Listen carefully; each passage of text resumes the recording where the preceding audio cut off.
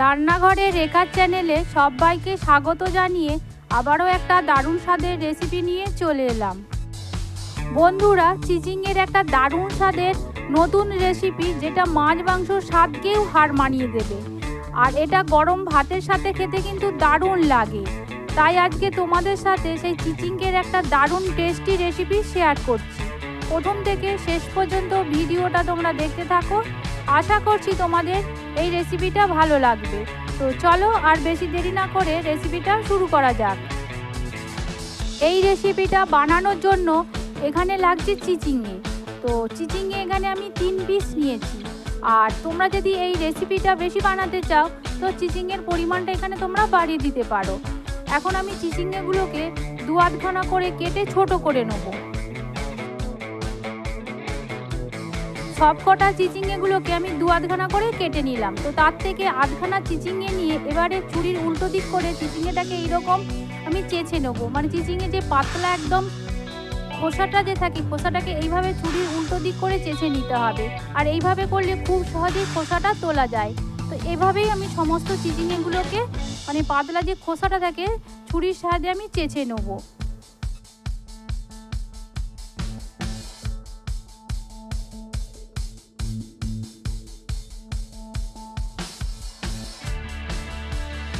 একইভাবে সমস্ত চিচিঙের খোসাটাকে আমি ছুরির সাহায্যে চেঁচে ফেলে দিলাম। এবারে এই চিচিঙেগুলোকে আমি একটু লম্বা লম্বা করে কেটে নেবো। তো প্রথমে আমি চিচিঙেগুলোকে 2-8খানা করে আরও কেটে নিলাম। দিয়ে এবারে মাঝখান থেকে ফালি করে নেওয়ার পর এবারে চিচিঙের ভেতরে যে আঁটিটা, মানে বীজ আর আঁটি যেটা থাকে, সেটাকে আমি এভাবে তুলে ফেলে দেবো। তো তুলে ফেলে দেওয়ার পর এবারে এটাকে আমি আরও ছোট করে একটু কেটে নেবো।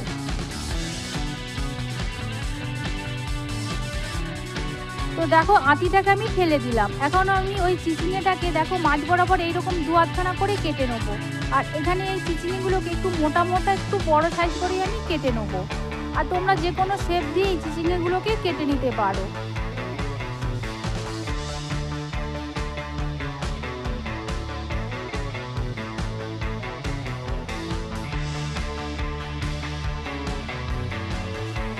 একইভাবে সমস্ত চিচিঙেগুলোকে আমি কেটে রেখে দিলাম। আর দেখো, ঠিক চিচিঙেগুলোকে ঠিক এইরকম সাইজ করেই আমি কেটে নিয়েছি। এবারে ওই কেটে রাখা চিচিঙেগুলোকে একটা থালার মধ্যে আমি তুলে নেব।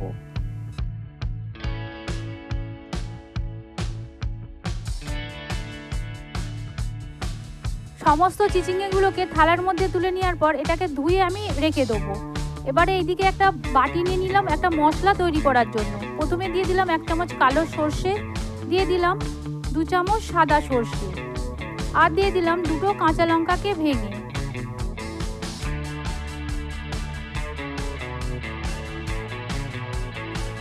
দিয়ে দিলাম অল্প একটু নুন। যেহেতু এখানে কালো সর্ষে আছে সেই জন্য এটা নুন দিয়ে বেটে নিলে তেতো হয় না। তো এটাকে আমি শিলের মধ্যে বেটে নিলাম। আর তোমরা চাইলে মিক্সিতেও এটা বেটে নিতে পারো। তো এটাকে এবারে এক সাইডে সরিয়ে রেখে দিলাম। এখন আমি গ্যাসটাকে অন করে দিয়ে কড়াই বসিয়ে দিলাম। আর কড়াইয়ের মধ্যে দিয়ে দিলাম 1.5 চামচ মতো সর্ষের তেল।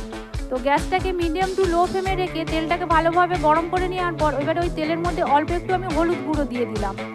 তো তেলটাকে আমি ভালোভাবে কড়াইয়ের চারদিকে এরকম চাড়িয়ে দেওয়ার পর এবারে কেটে রাখা যে চিচিঙেগুলোকে আমি রেখেছিলাম সেইটা আমি তেলের মধ্যে দিয়ে দিলাম ভাজার জন্য। আর এই চিচিঙেগুলো তেলের মধ্যে দিয়ে ভাজার সময় গ্যাসটাকে কিন্তু হাই ফ্লেমে রেখে আমি এটাকে ভেজে নেবো। গ্যাসটাকে আমি যদি লো ফ্লেমে রেখে চিচিঙেগুলো ভাজা যায় তো চিচিঙে থেকে জল বেরোয়, আর সেই জলেতে চিচিঙেগুলো বেশি সেদ্ধ হয়ে যাওয়ার সম্ভাবনা থাকবে। তো ভাজাটা সেই রকম ভালোভাবে হবে না। সেই জন্য গ্যাসটাকে হাই ফ্লেমে রেখে অনবরত নাড়াচাড়া করে চিচিঙেটাকে আমি ভাজতে থাকবো। আর এই চিচিঙেগুলো কিন্তু খুব বেশি ভাজার দরকার নেই, মানে 50% মতো ভাজা হবে, সেই রকম অবস্থায় এটাকে ভেজে তুলে নিতে হবে।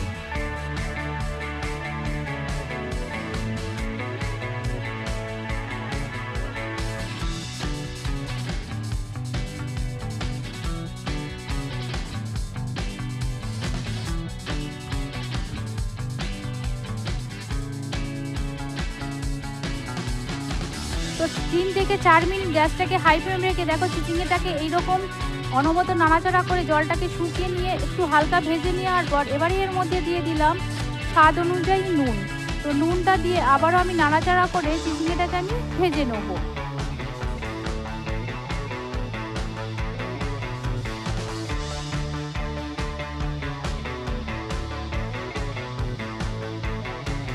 তো নুনটা দিয়ে কিছুক্ষণ নাড়াচাড়া করে ভেজে নেওয়ার পর তো দেখো চিচিঙ্গাটা একদম 50% মতো ভাজা হয়ে গেছে। তো যেহেতু চিচিঙ্গাটা এবার ভাজা হয়ে গেছে, এখন আমি ওই ভেজে রাখা চিচিঙ্গাগুলোকে একটা থালার মধ্যে তুলে নিলাম। সমস্ত ভেজে রাখা চিচিঙ্গাগুলো তুলে নেওয়ার পর এবারে ওই একই কড়াইয়ের মধ্যে দিয়ে দিলাম 1 চামচের মতো সর্ষের তেল। তো সর্ষের তেলটা দেওয়ার পর এবারে আমি এখানে পেঁয়াজগুলো দিয়ে দেবো ভাজার জন্য। আর দেখো পেঁয়াজগুলো আমি এখানে কেটে নিয়েছি একটু বড় সাইজ করে, মানে এক একটা পেঁয়াজকে পাপড়ি ছাড়িয়ে সেটাকে আমি 2-8খানা করে কেটে নিয়েছি। ঠিক এই রকম করে পেঁয়াজগুলো দিলে কি হয়, রেসিপি দেখতেও ভালো লাগে আর খেতেও ভালো লাগে। এইভাবে পেঁয়াজগুলো দেওয়ার পর গ্যাসটাকে মিডিয়াম টু লো ফ্লেমে রেখে পেঁয়াজটাকে নাড়াচাড়া করে আমি হালকা লালচে করে পেঁয়াজগুলোকে ভেজে নেব।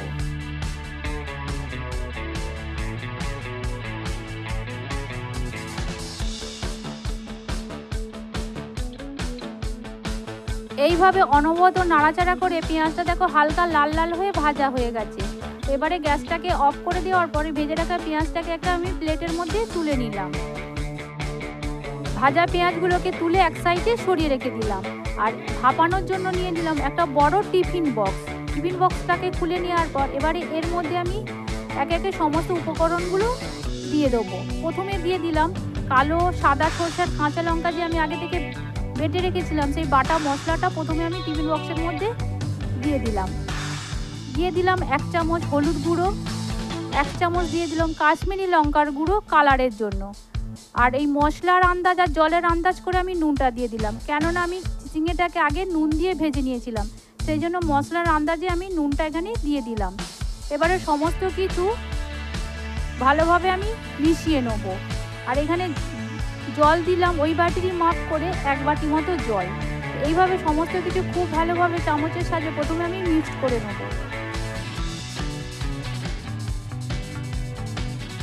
সমস্ত মশলা মিক্স করে নেওয়ার পর এবারে আমি একটা বাটির মধ্যে নিয়ে নিলাম 2 চামচ মতো টক দই। আর টক দইটাকে একটু চামচ দিয়ে প্রথমে ফেটিয়ে নেব। তো টক দইটা ফেটানো হয়ে গেলে এবারে ওই মশলার মধ্যেই ফেটানো টক দইটাকে আমি দিয়ে দেবো।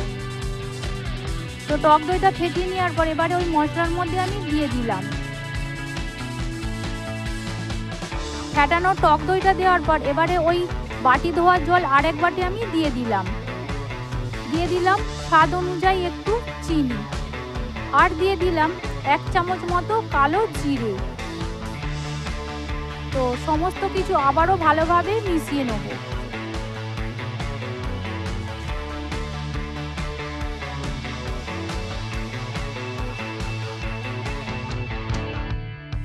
সব কিছু খুব ভালোভাবে আমি মিশিয়ে নিলাম। এখন আমি দিয়ে দিলাম আগে থেকে যে চিচিঙ্গাগুলোকে ভেজে রেখেছিলাম।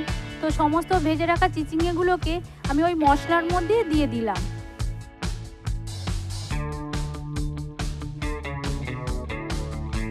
সমস্ত ভাজা চিচিঙ্গাটা দেওয়ার পর এবারে মশলার সাথে খুব ভালোভাবে মিশিয়ে নেব।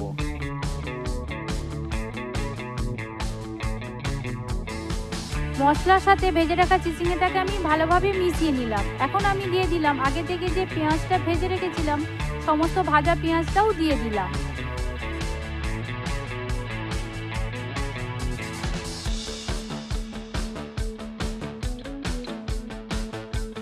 ভাজা পেঁয়াজটা দেওয়ার পর এবারে আমি দিয়ে দিলাম একটা মিডিয়াম সাইজের টমেটোকে। দেখো এইরকম আমি ছোট ছোট করে কেটে নিয়েছিলাম আগে থেকে। তো এই টমেটোটাকে আমি ওই ওপরে সুন্দর করে দেখো এইভাবে আমি সাজিয়ে দিলাম। দিয়ে দিলাম 4টে কাঁচা লঙ্কাকে ফালি করে। সব শেষে দিয়ে দিলাম 1 চামচ সর্ষের তেল। তো সমস্ত উপকরণ দেওয়া একদম আমার কমপ্লিট। এবারে এটাকে আমি ভাপিয়ে নেব। তো প্রথমে আমি ঢাকনাটাকে বন্ধ করে দিলাম। তো এটা ভাপানোর জন্য আমি গ্যাসটাকে অন করে দিয়ে একটা কড়াইয়ের মধ্যে পরিমাণ অনুযায়ী জল দিয়ে দিলাম। আর জলের উপর একটা স্ট্যান্ড বসিয়ে দিলাম। স্ট্যান্ডের উপরে বসিয়ে দিলাম টিফিন কৌটো।